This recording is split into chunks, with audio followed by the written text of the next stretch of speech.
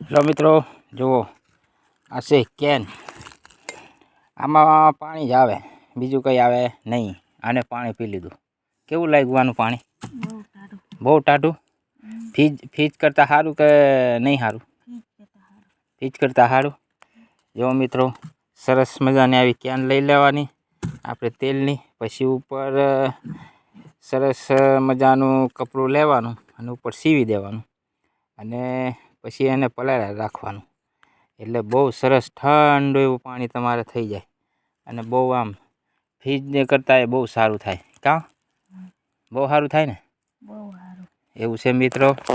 એટલે આપણે આવું બનાવ્યું છે કારણ કે આપણે ફ્રીજ નથી, એટલે આ દેશી ફ્રીજ. આ ફ્રીજ પાછું કોઈને ના માને, ખર્ચા વગરનો ફ્રીજ છે બરાબર. આનું ના બિલ આવે, ના બગડવાની ટેન્શન, ના કંઈ નહીં. ખાલી આને છે ને અઠવાડિયું થાય એટલે અંદર થોડીક માટી નાખીને આમાં વિસરી નાખવાનું, એટલે તારે કમ્પ્લીટ ચોખ્ખું થઈ જાય.